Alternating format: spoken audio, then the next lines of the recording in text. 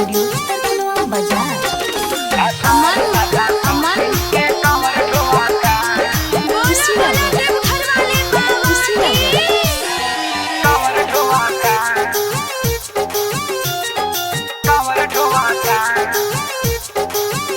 देवघर जाएला मन करता, बोले शंकर भगवान की।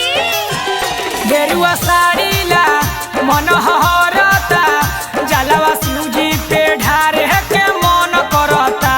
भातार साला शौकीन के कांवर ढोवता, भातार साला शौकीन के कांवर ढोवता।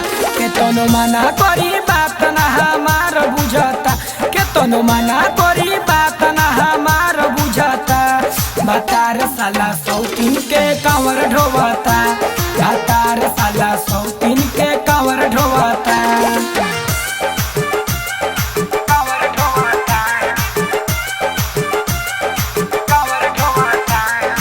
अमन अमन खुशी वाले खुशी वाले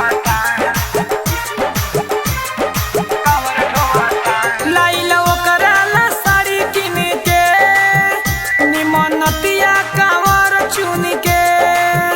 लिहलस पियवा के हमरा पोलाई, बात बुझे ना कैसे समझाई। ए सखी लाइला ओकरा ला साड़ी किन के, निमनतिया कांवर चुन के। लिहलस पियवा के हमरा कोल्हाई, बात बुझे ना कैसे समझाई। मनवा डरेला जीव हरेला, कैसे देवर के साथे जाई मन डरता। भातार साला शौकीन के कांवर ढोवता, भातार साला शौकीन के कांवर ढोवता। के तनो मना करी बात ना हमार बुझता, के तनो मना करी बात ना हमार बुझता। भातार साला शौकीन के कांवर ढोवता, भातार साला शौकीन के कांवर ढोवता।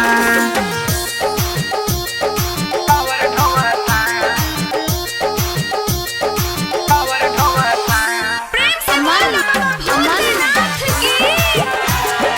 खुशी वाले खुशी वाले कहले पर साल हमारा के देव घर देव घुमाई हो।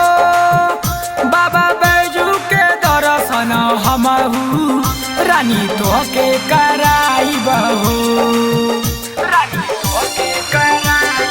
ए सखी कहले पर साल हमारा से देव घर देव घुमाई हो।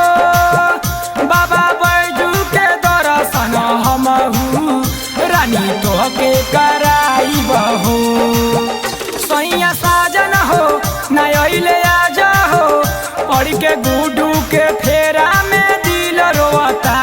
भातार साला शौकीन के कांवर ढोवता, भातार साला शौकीन के कांवर ढोवता।